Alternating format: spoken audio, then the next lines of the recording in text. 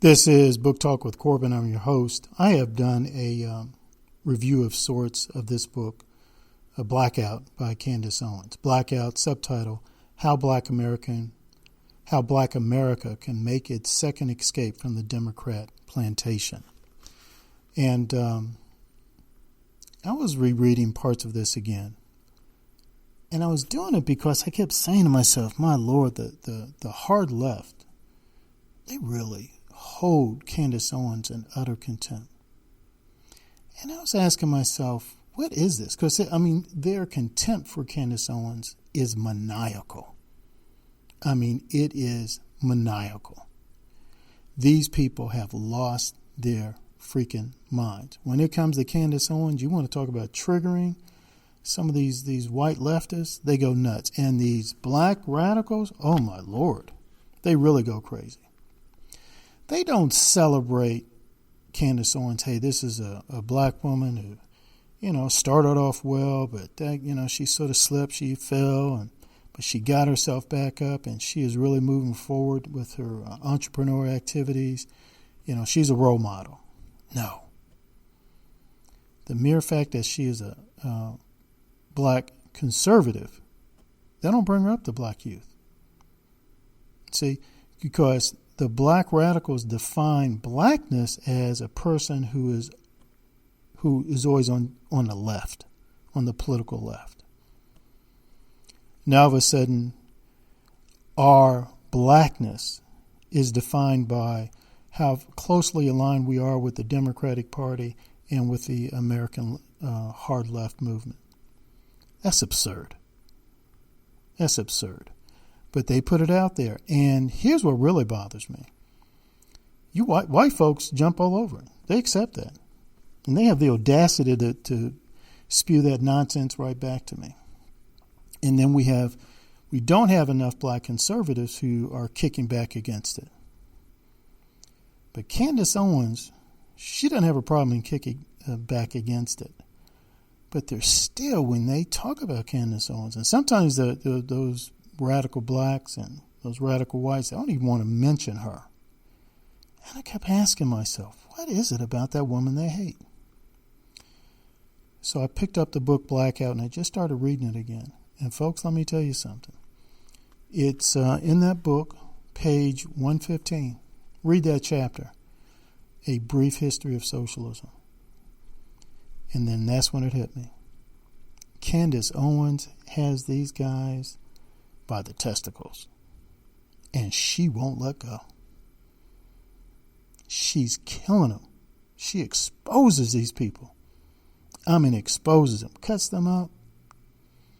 Cuts them open. Brings out their intestines and pulls it out there on the table. She is unmerciful.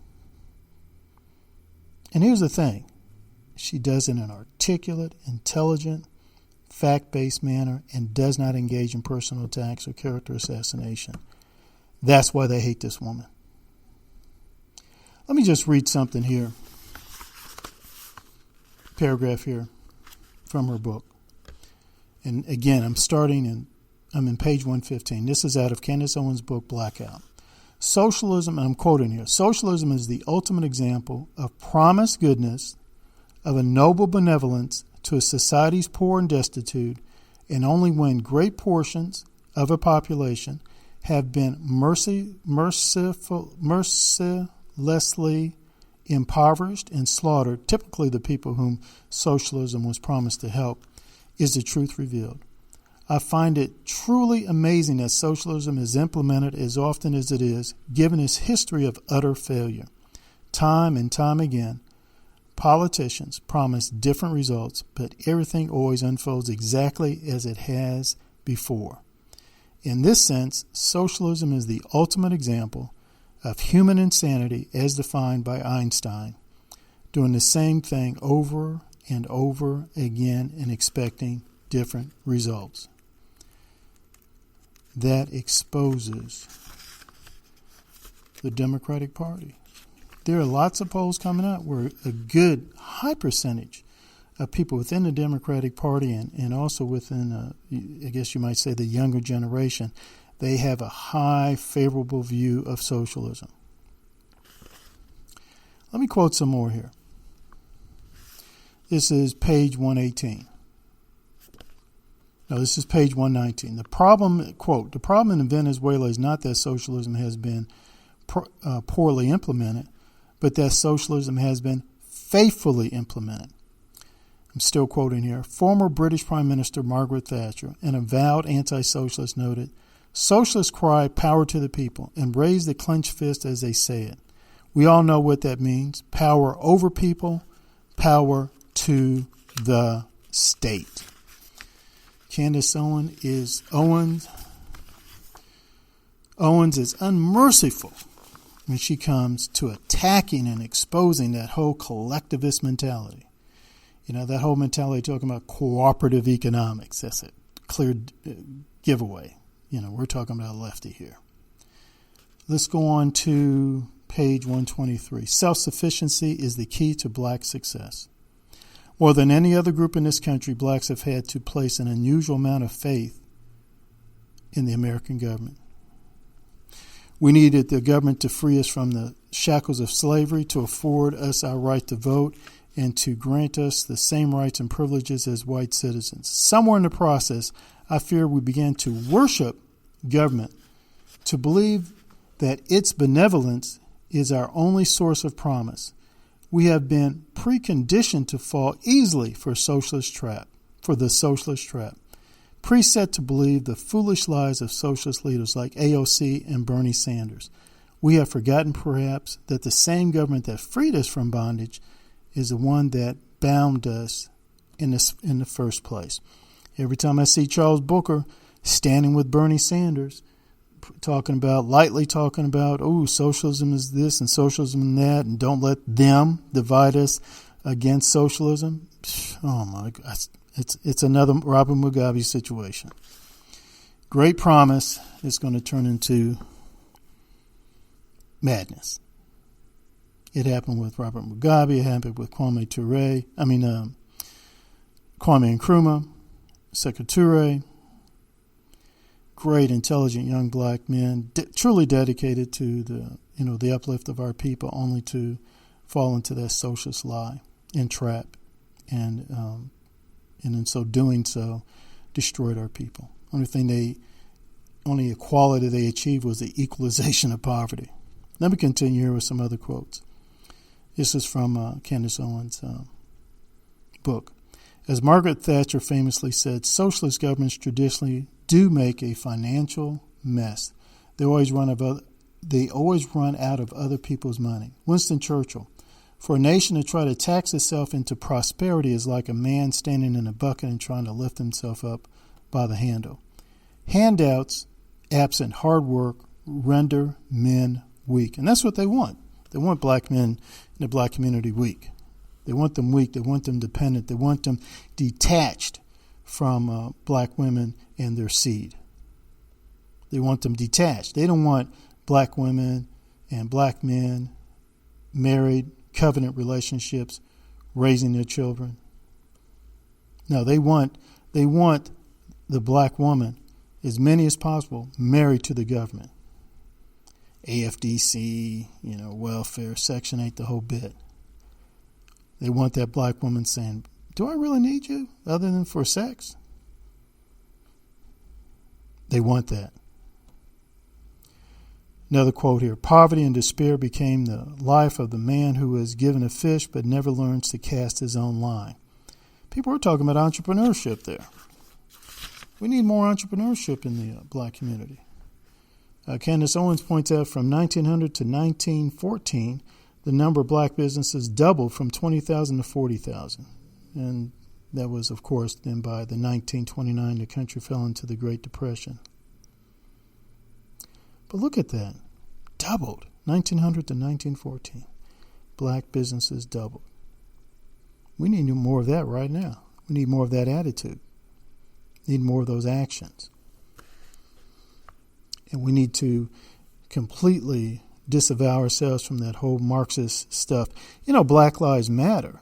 They used to have it on their website. They believed in the abolition of the nuclear family. They believed that. They put it out there. They took it off It doesn't mean that they stop holding to that position. Where's that position come from? Go ask their so-called, their leaders are openly saying, yeah, we're Marxist trained. So go read the Communist Manifesto by Karl Marx and Frederick Engels. Oh, they absolutely believe in the abolition of the family. No marriage. No covenant relationship between man and woman. The children belong to the state. So when you send them to public school, the state will indoctrinate them. They won't focus on teaching your kids and just stay focused on teaching your kids math and reading, etc. No, they'll turn them into social justice warriors. Jefferson County Public Schools reported that in 2018-2019, no more than 27% of black youth in Louisville, Kentucky, on the grade school level, were reading at grade level. Only 27%. And yet recently the Board of Education put forth a new tax. Raise some more money. For what? Because you failed? We want more money so we can keep on failing more spectacularly. Those from elementary school, middle school, high school, the reading proficiency level did not increase. In fact, by high school, black youth, only 20% of black youth were reading at grade level. Math is no better. Math is really bad. And in science, elementary school level, just 10%. Just 10%. Just 10%. Look at some of the major things that are happening in the world today. Cryptocurrency, Apple business, Amazon, space travel. And our black youth, less than 30%, sometimes only 10%, are grasping these concepts or grasping these things about math and science. But you want a tax increase. For what?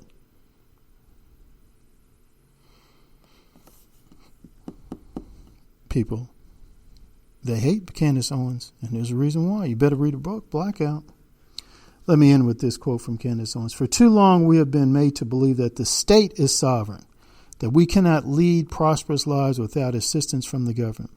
But the truth is we do not belong to the Democratic Party or the Democrat Party, nor do we belong to their socialist creed.